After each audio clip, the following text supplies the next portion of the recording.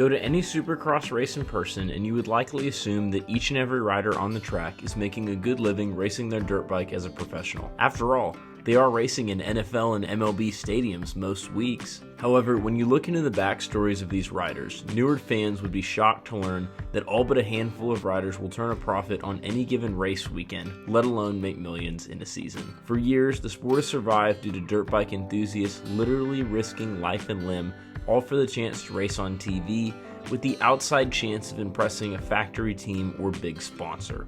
With the sport's current business model, Supercross is not set up well for the future, but there are ways that this can be changed. How to help the business model for professional dirt bike racing is coming up right around the corner.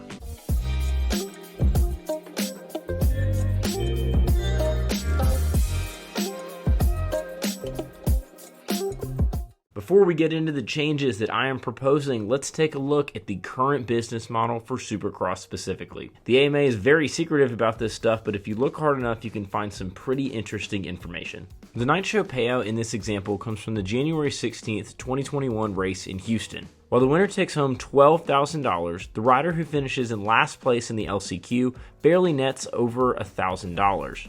$1,070 to be exact, and that's just for the 450 main event. Purses are usually around this amount but may vary depending on which event is being run. At the conclusion of the season, there's another payout depending on championship finishing position. Keep in mind this is only for the 450 class, which runs a full 17 race season which spans over 4 months. The winner of the championship nets $100,000, while the 20th place finisher in the standings earns $10,000. While $10,000 may sound like a lot, let's look at how much money this rider would make presuming that he made every night show. Assuming an average rider finishes 20th in every round, which is unlikely on a privateer bike, he would earn $57,400 for a single season. Realistically, this number is likely to be smaller for someone without factory support, but for the sake of argument, let's say that this was the amount that he earned. That $57,000 will go towards the bike itself, roughly $10,000 for a completely stock bike, in addition to tires, race gas, a van to drive yourself to the races,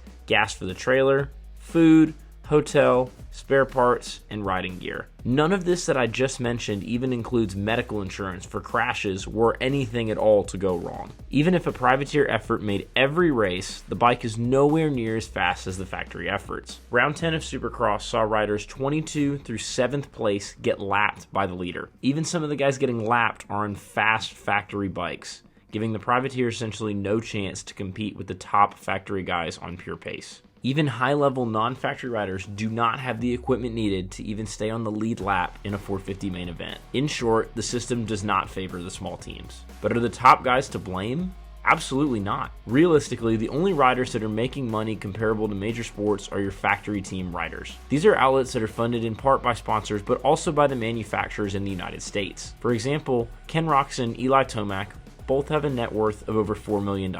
With factory riders making millions but privateer teams literally losing money every year, the only people investing in the teams are those within the industry. There is no incentive to invest in a privateer team that will lose money every year and have little to no performance or views on track. For a sport that is growing, profits have the potential to rise dramatically in the next few years. A younger generation of riders such as Chase Sexton, Jet Lawrence, and even Hayden Deegan could push the sport to new heights from a popularity standpoint. But there are several business model changes that must be done in order for the sport to reach the point where it makes financial sense to start a race team that is not a factory outlet. Here's a few suggestions.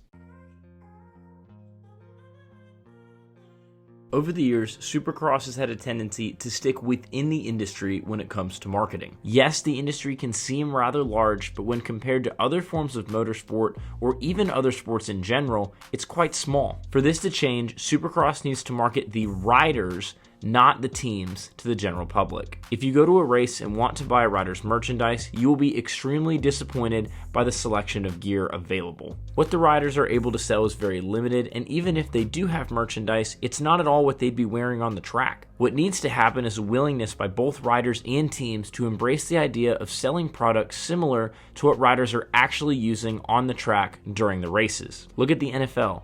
Jersey sales account for millions of dollars each year. But what are they selling? They're selling merchandise that is similar to what players are wearing during a game. You want fans to be able to identify with the riders. In the past, there's been a stigma about fans wearing jerseys in the stands at a race. But for the sport to grow, fans need to embrace the idea of representing their favorite rider in public. Riding gear companies such as Fox, Alpine Stars, and Thor spend boatloads of money developing fantastic looking gear, all for it to never be released to the public with professional rider names on the back of it. Gone are the days of wild jerseys in the early 2000s that hurt your eyes to look at, and enter the days of more simplistic jerseys that are appealing to consumers. Companies are even starting to incorporate stadium-specific jerseys into their races. Look at Ken Roczen's Sonics jersey, Sexton's Bulls jersey, or even his Astros throwback in Houston last year. They would immediately consider buying a replica jersey and or even start following the career of Chase Sexton. They do not even have to be jerseys specifically. They could be t-shirts, jackets, hats, polos, you name it. But the key is they have to be what the riders themselves are wearing.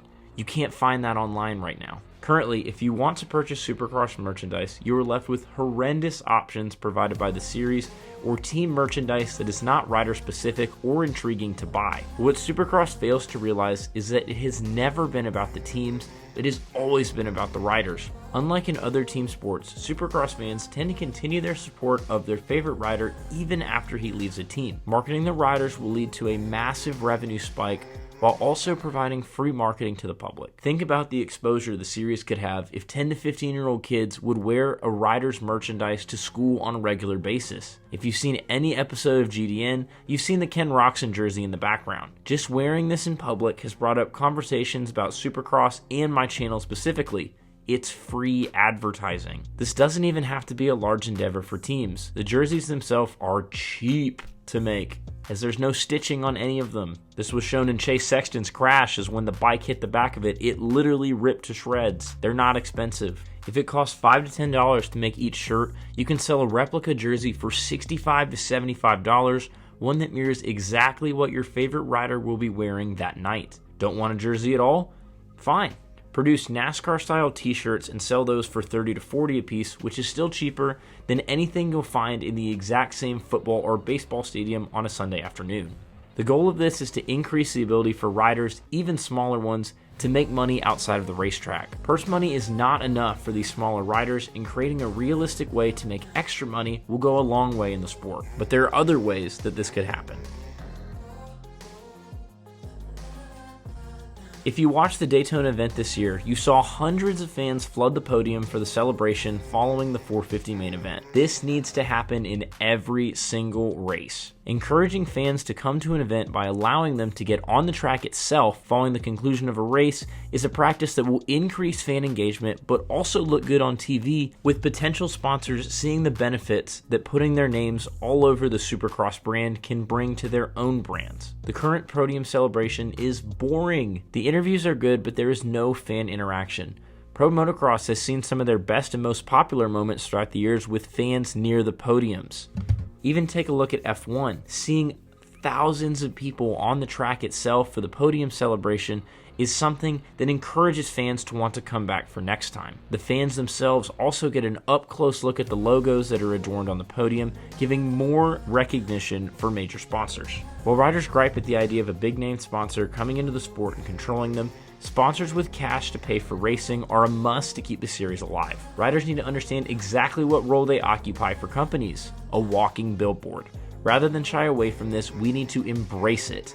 Get those fans down on the track, gain some popularity for the sport, and sell more product for your major sponsors. This increased level of fan interaction will hopefully open the door for new sponsors to come in, seeing the value that working with a team could offer. Also, please get rid of the cost to get into the pits. If you sold merchandise in the pits, not only would you have an increase of views for sponsors, you would also make more money through genuinely good merchandise sales than you would from entrance fees alone.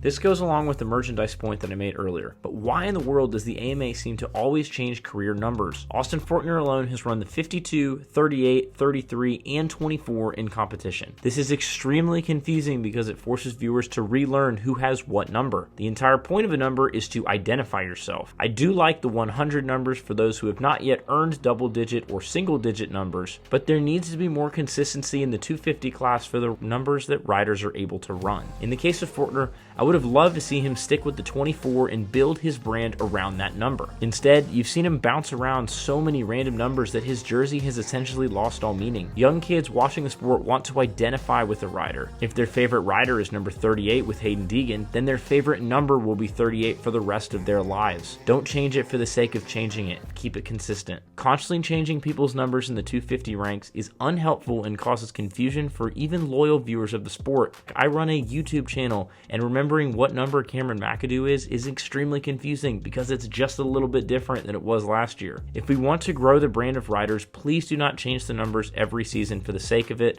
Allow them to stick with it and grow their brand, sell their jerseys, and sell their own merchandise with the same number so that they can make it their own. For Supercross, there is a real opportunity here. Marketing the riders themselves, these racers will start to develop a true fan base, more so than what's being done right now. This fan base is only going to grow even further if the price of admission includes track access following the event. And finally, let's have some consistency in the numbers. Rider identification is the entire purpose of numbers on riders' backs. Without that, the idea of putting a number on your back loses all meaning. With these three ideas, I believe that bigger companies may want to start investing more into the sport, as riders will hopefully be provided an extra way to make money. If a major company looks in and sees a thriving series, they are more likely to dump more sponsorship into the events, which will raise prize money. This will ultimately help out our 20th place main event guys and the guys in the LCQ that don't even make it to the final race. But now I want to hear your thoughts. Can the Supercross business model be turned into something that makes even more money? Throw your suggestions down below about how you think the sport can increase its revenue. Anyway guys, thank you so much for watching, and if you made it this far, you should definitely hit that subscribe button so that we here at GDN can keep producing more videos like this one for your enjoyment. Thanks as always, and we will see y'all in the next one.